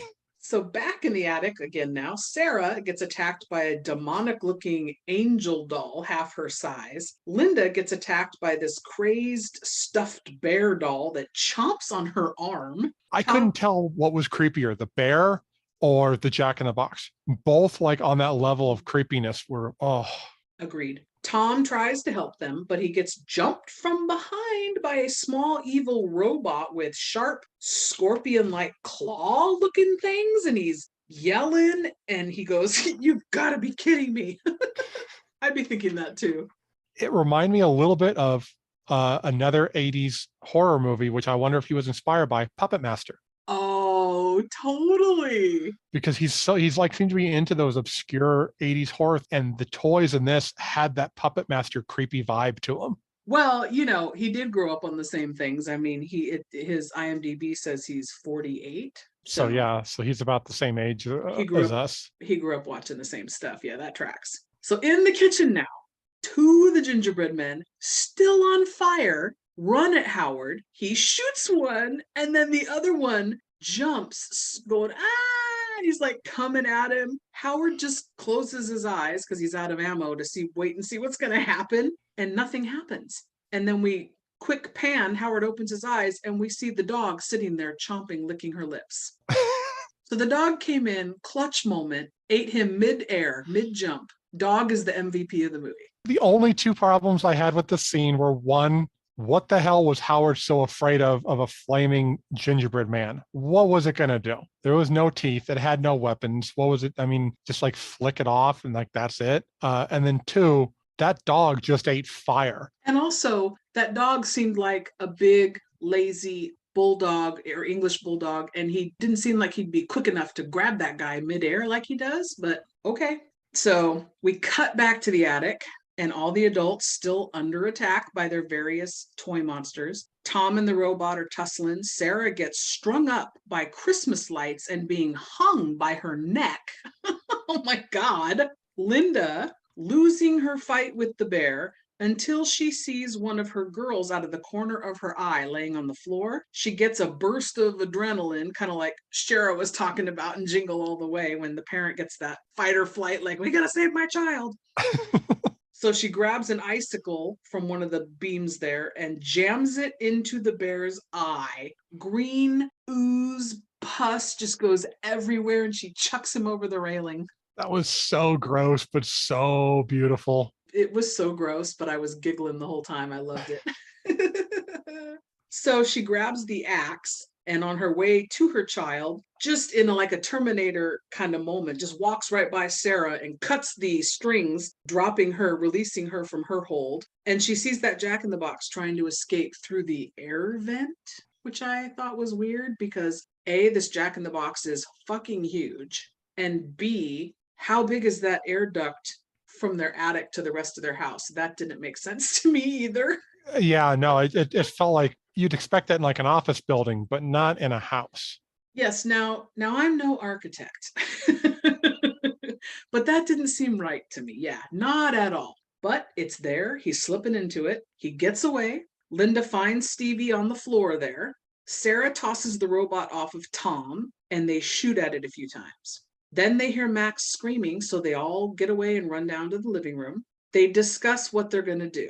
They think that whatever's in the house, the Jack-in-the-Box, whatever it is trying to get out, but it's annoyed and frustrated, and that's why they hear the screaming, because it's realizing the house is all boarded up and it can't get out.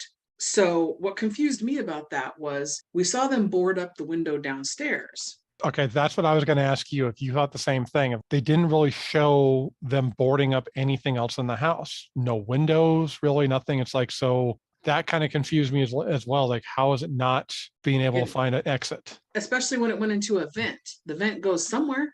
Yeah, because I want to say a lot of vents even kind of, like I said, lead to the outside. So there's got to be something. Yeah, it was a really bizarre choice to include this particular scene and dialogue, but okay, it's in there. So Linda says, we have to get Beth, we have to get Howard Jr., and now we have to get my daughter. We've got to figure this out. And Howard says, well, we don't even know what we're dealing with. Linda says, you don't want to know. So Howard's response is, he just got his ass kicked by a bunch of Christmas cookies. Trust me, I can take it. He says that, but like the rest of the audience, if once you see that Jack-in-the-Box, you can't handle that shit. That'll give you nightmares. So they hear it making these super creepy, scary noises in the vent. So Max opens an air vent and sends the dog in after it.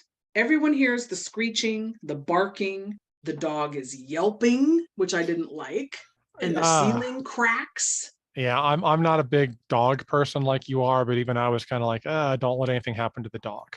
Yeah, why do you fucking send the dog in after it? But Max didn't see what they were dealing with, I guess. So the ceiling suddenly collapses, and that big ass Jack in the Box thing falls out along with the demonic angel, the bear. The angel attacks Howard. Aunt Dorothy picks up the gun, shoots the bear in the head. And I love that we get a splatter of the green goo on the wall instead of blood. Again, very Gremlins like. And then Tom tosses the angel up and she shoots it like she's skeet shooting. It's so funny. I love the fact, because I even wrote that in the notes, it just cracked me up that shoots the angel and then boom, right into the reef. Yes. And then Tom tells Aunt Dorothy, finish the Jack in the Box. And she's like, with pleasure. And she turns like she's going to shoot it. But then a loud horn sound comes from outside, distracting everyone. And then they go quiet. And Omi says, elves. And I was like, ooh, this isn't going to be good. It almost sounded like you pictured the end of the world and you're going to hear the trumpet sounding to signal the apocalypse. Like it was kind of like that. I was just thinking there was a movie that came out a couple of years ago from Kevin Smith. I think it was called like Red State. And they kind of dealt on that with the end of the world. Same thing. End of the world coming, trumpets. And that's exactly what my mind went to, is like, oh shit, it's about to get serious. Shit's about to go down. So elves. So just as Dorothy goes, oh shit, a pack of elves just come bursting through the window, trample her, put out the fire, chain Aunt Dorothy up. One of the elves grabs the baby and takes off out the window with the baby, which fine, less presents you have to have. No, don't anyone hurt the dog. Oh, protect the precious dog. Fuck the baby. Take the baby, leave the dog. Leave the gun, take the cannoli. So then Aunt Dorothy says, see you in hell. And she gets yanked out the window. It reminded me, actually, before I move on, of the Mrs. Deagle getting flung up the staircase and out the window in Gremlins. Oh, yes. When it's yoink and she gets pulled by that chain. That was great. I love her response, but the see you in hell, just like, okay, I'm going to die. I'm going to go to hell. I'll see you guys there in a little bit. So Howard now yells, twisted fairy tale horse shit. And he hops on the Jack in the Box as it's being pulled out the window, and off he goes and disappears.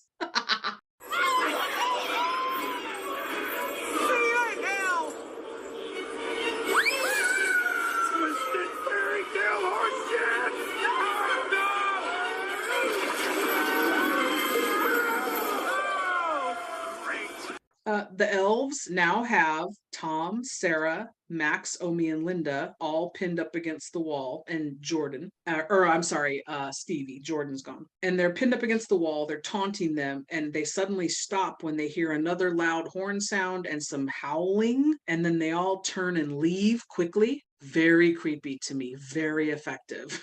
He's an underrated horror director. I think it's because he does horror comedy stuff, but it's like he can set a really good creepy vibe. And you're like, also, we haven't gotten a full good glimpse of Krampus yet. And you're like, what is this thing that has such a hold on these creatures? And I don't know, just the whole thing is just scary. Like, what is this thing? The buildup was great for the reveal. I wish I would have appreciated the reveal a little bit more the first time around. So Tom loads his gun and they all bundle up with a plan to make a break for the snowplow. They all go out the front door and Omi is at the back and she decides to stay behind. And she says, be good to Max, and then shuts and locks the door. What is she doing exactly? It kind of caught me off guard a little bit, but then it made sense. And then I was like, okay, I like that. Because I love that in movies when there's always that one character that's like, no, you go ahead. I'm going to sacrifice myself so you guys can survive. And her doing that was like, that just made her such a badass. She's actually the low-key MVP, not the dog.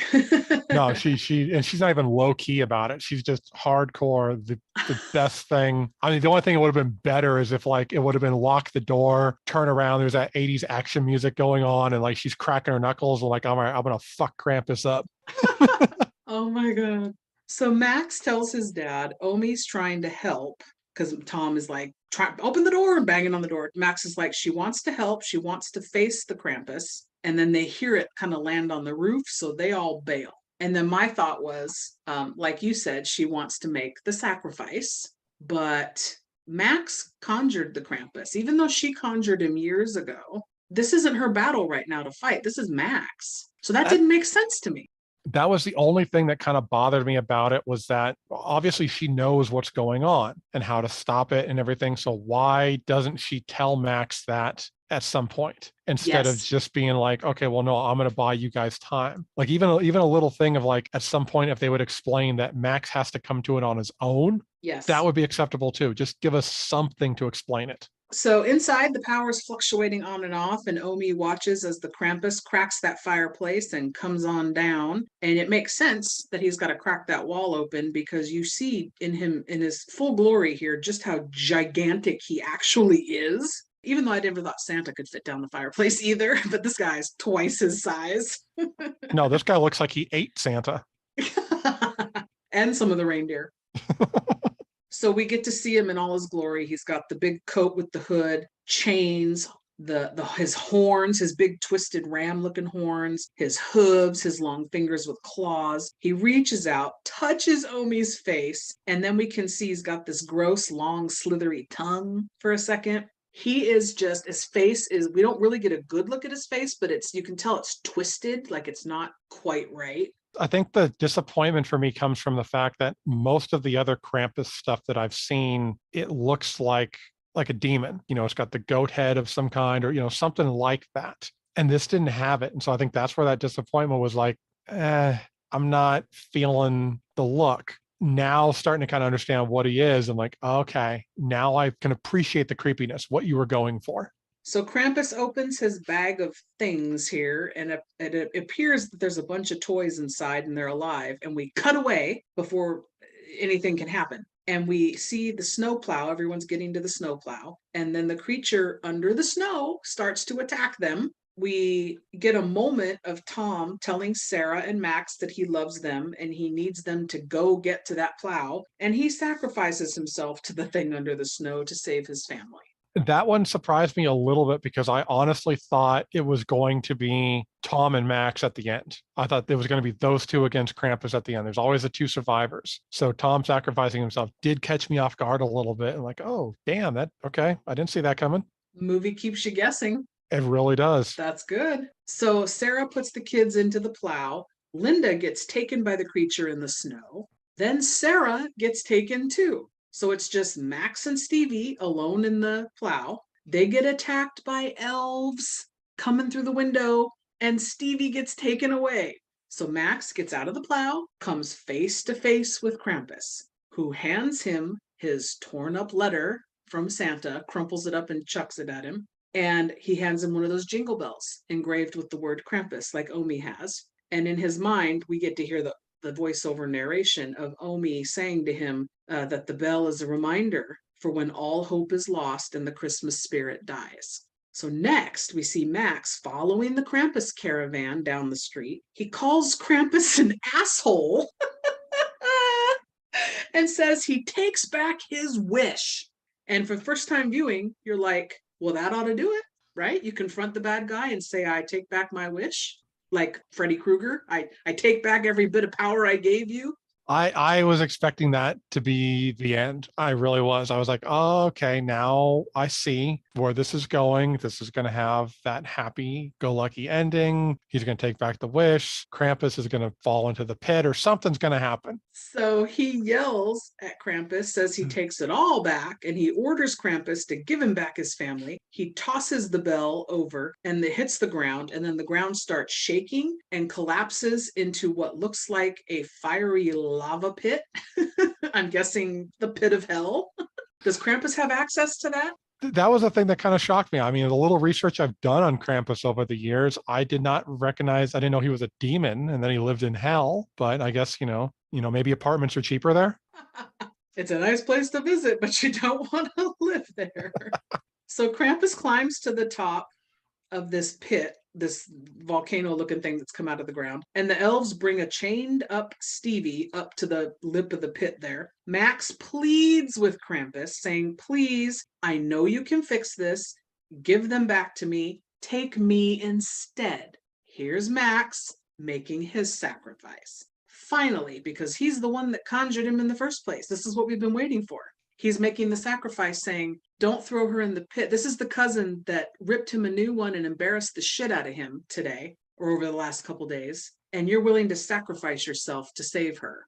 I loved this concept because of the fact that I went in this whole movie hating Stevie, absolutely hating her. And then with it being basically the two of them at the end, it got me to appreciate the character a little bit. I actually kind of felt for her. I was like, oh, poor girl. It was kind of a nice little change of pace. And then, like you said, the setting up of this girl has been torturing this kid. And then now Max has to save her. And it's like, he doesn't have to. He chooses to want to sacrifice himself for her, which is the whole point that this movie's been making. So now Krampus sees Max actually start to cry, and he thinks for a minute. And you're like, is he getting through to Krampus? He must be. But then Krampus starts to laugh in Max's face. There's a horrible laugh. It was a creepy ass laugh. And Stevie gets dropped into the pit as Max watches in horror. Krampus picks Max up by the head and holds him over the pit. Max says he's sorry. He just wanted Christmas to be like it used to be. And then Krampus drops him into the pit. And we just get that CGI shot of him falling, screaming. And it's like, oh, not the ending I thought. No, that kid fell like he fell off the Nakatomi, whatever the hell from Die Hard Tower. Nakatomi Plaza. Nakatomi Plaza, thank you. So now we fade to white. And Max wakes up in his bed screaming and falls out of his bed. And then he looks out his window to see it's a normal snowy day. The advent calendar shows us it's the 25th. It's Christmas Day. He goes downstairs to find the whole family in the living room. Everyone's being pleasant and chatting, and they're in their PJs. They're opening presents, sipping cocoa. Max says, "You're all alive." And Aunt Dorothy says, "Barely. I haven't felt this hungover since the Pope died." Which made me wonder, were you mourning the Pope or celebrating his death? I was confused coming from her. Hey, if it's an excuse to celebrate, either.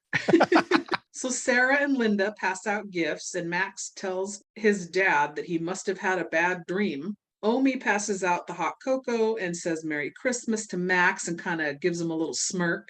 Max gets all mushy and hugs his mom and dad, and then he opens a gift box that doesn't look like the rest of the gift boxes. That should have been a tip-off. And it's the Krampus bell. Dun, dun, dun. And as he's sitting there staring at it and looking up and staring at it, everyone in the room is confused and concerned, like looking at him with that look like, what is this gift? And then we hear voiceover of Omi saying, Krampus doesn't reward, he punishes. And as Max sits there holding that bell, we pull back, the camera pulls back in a reverse pan type shot. And we see everybody in the room, and then we pull out and we see the house, and then we pull out and see the neighbors, and then the area, the neighborhood. Then we pull out and see that it's in a snow globe, this scene. And then we see that we're inside, obviously, Krampus's lair, because it just has the stuff in it and gives that vibe. And we see the snow globe is sitting on a shelf among a bunch of other snow globes. We see the little bunch of elves and dolls and robot doll all pop up real quick to scare us. And the end. And we cut immediately. End of movie. And now we get photo credits of the main cast in a really cool, like sepia tone with some pretty writing. And it looks all happy versus the bad ending we just had. The bad movie. We just watched this scary, horrible movie and we get these fun credits. It was a little confusing, or not confusing, but like I don't even want to say misleading, but I'll just gotta go with cool. The way that they set you up for, you thought it was this happy ending. You're like, oh, okay, everything worked out fine in the end. And then you're like, no, you guys are stuck in a snow globe. So yes, put a pin in that though for a second. So the credits roll, music is continuing, credits are rolling, and we get random Christmas photos, I guess, of the cast and crew with Santa, with their families. There's even a photo of Howard David Keckner with his family, like his fun Christmas card they must send out. The dog, I had to look in the credits. The dog was played by Thor, but they keep calling the dog Rosie. And I'm like, well, I guess we never did see his balls. So how would we have known if it was Thor? They kept calling it Rosie. And I also wanted to mention the score for this movie, not just the ending credits, but the score throughout. The New Zealand Symphony Orchestra and a concert choir put on this Christmas holiday themed music with sounds of The Omen. Like it reminded me of the Omen soundtrack. Okay, I can totally hear that now. Talk about a fucking effective, creepy ass score for this movie.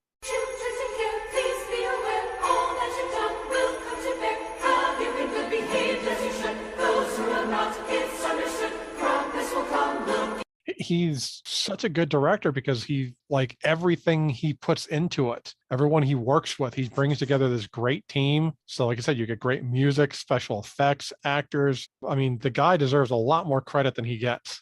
Oh, 100%.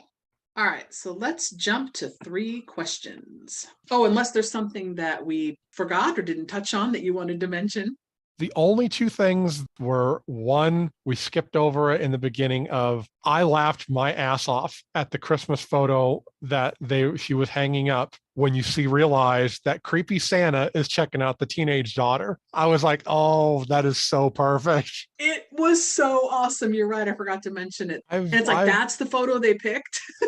Like even the Santa had to know, like, I'm going to get in trouble for this photo. But he's like, no, that ass is so delicious. I don't care. That was really funny. You're absolutely right. And the other thing I thought I took a note on, I just thought to me it would be kind of cool because after watching this and then, like I said, big Ghostbusters fan and stuff like that, I would actually love to see this guy direct a Ghostbusters movie. I think he would do a really good, and like maybe even make it a little creepier than the Ghostbusters we've had in the past. Kind of give us some all horror themed Ghostbusters. So you're on board with more Ghostbusters. Okay.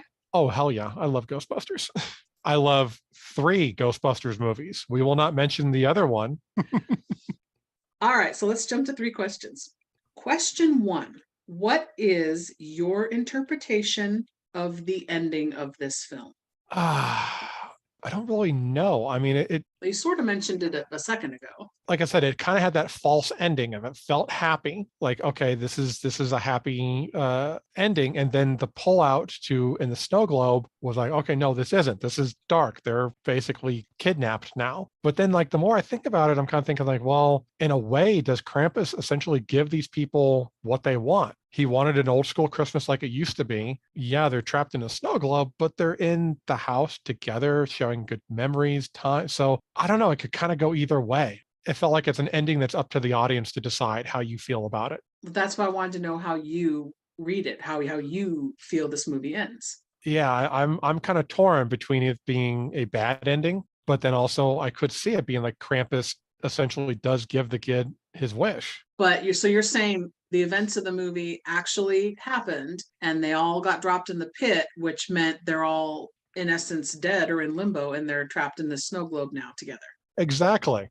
All right, so the ending of this film. First time I saw it, I thought the same thing as you. I thought they all got dropped in this pit and they're trapped in this snow globe and he's got a whole bunch of people that he's done this to and they're all in his workshop. Mwahaha, evil Krampus. Like, that was what I took away. Watched it a couple more times over the last couple years, and it seemed a little bit like maybe that's not quite right, but I couldn't put my finger on it. After doing research, turns out this graphic novel that I was telling you about, Krampus, Shadow of St. Nicholas, he did after the movie as an answer to people saying, we don't know how to take your movie.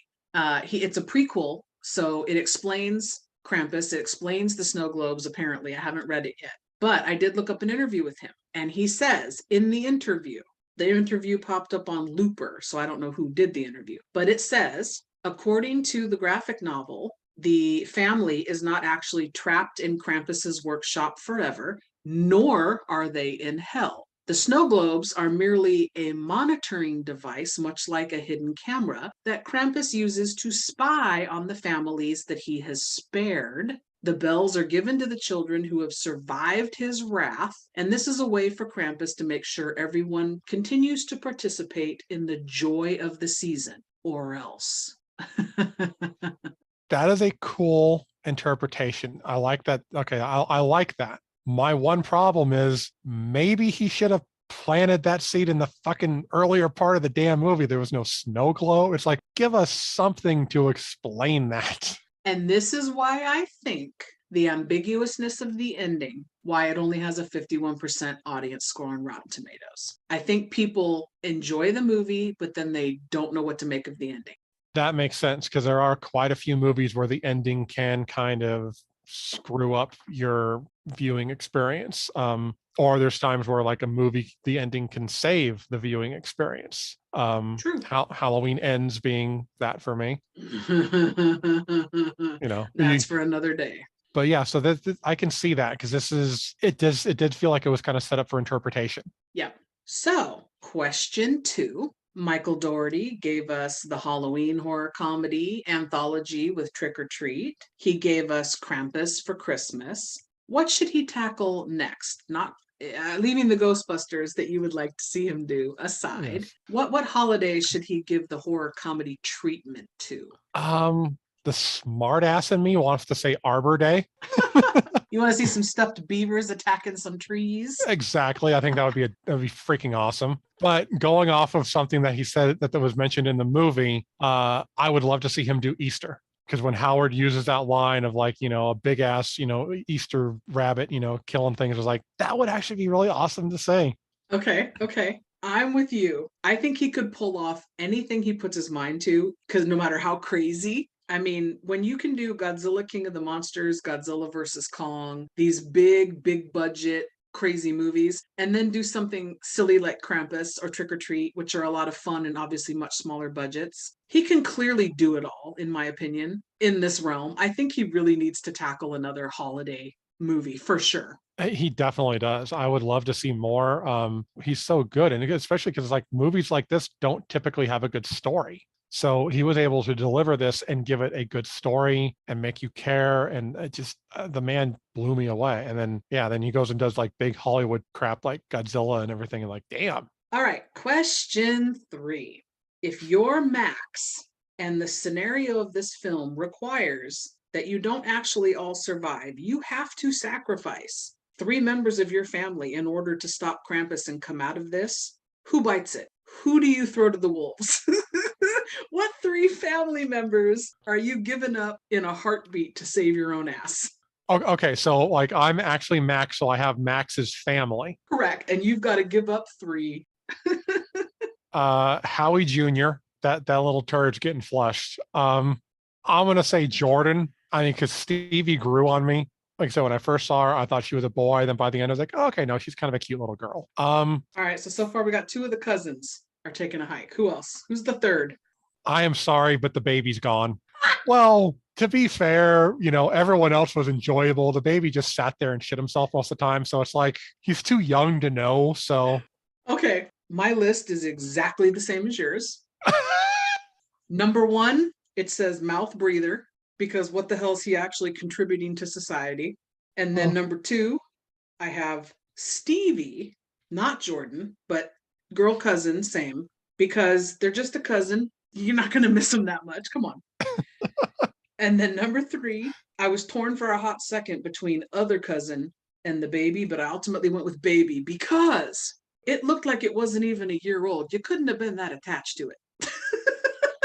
Plus, you forgot the damn kid in the car. So it's like there was a 50-50 shot that the little shit was going to freeze in the car anyways. So obviously it's not that important. And you're Max in this scenario. You're really attached to that cousin you've maybe seen one time in its year of life. No. And it's just going to grow up to be another little asshole like the rest of the family. So if anything, it's a mercy killing. All right, that's going to wrap up our talk on Krampus. If anyone out there is interested in checking out this movie, it is currently, at the time of this recording, pay streaming on Amazon Prime, Hulu, and it's on Peacock. So I highly recommend a rewatch, especially after listening, hopefully, to our episode and gaining insight. Maybe you'll enjoy it more now on a rewatch, I hope. It's all we can hope for is just, get people to bump this movie. Let's get that rating up, people. Get on it. All right. I want to thank you for joining me today, sir. Hopefully this was fun for you to talk Krampus.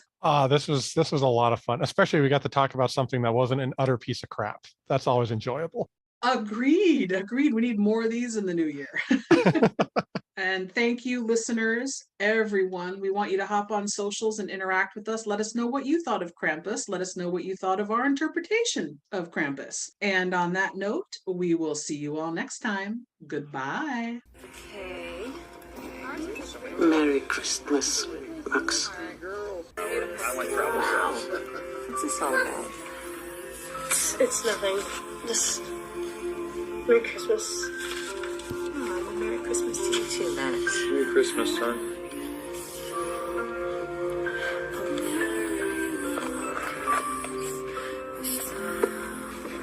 I can't. Right? I cannot believe. Hey listeners, Movie Miss here. Listen, I know you have a lot of options when it comes to podcasts, so thank you for listening to the show. I know everybody says this, but for a fledgling little show like ours that's just hanging on, we just finished season 4, we're rolling into season 5, it would really help us if you could subscribe, rate, and review the show on Spotify, Apple, YouTube, Good Pods. We're also on Pandora, Audible, Amazon Music. It would really help us grow the show and reach more people if you could subscribe and then rate and review, which is really the key part of it. Make sure to be part of our bad movie conversation by following us on social media. Interact with me on social media. I'm on Instagram at Movie Miss, which is movie_miss. The show is on Instagram at Let's Talk Turkeys. Also on Blue Sky at Let's Talk Turkeys and Facebook. We're on X. I'm honestly not sure how much longer I'm going to have the show on there, but currently the handle is at Gobble Podcast. Get it? Gobble, 'cause like a turkey.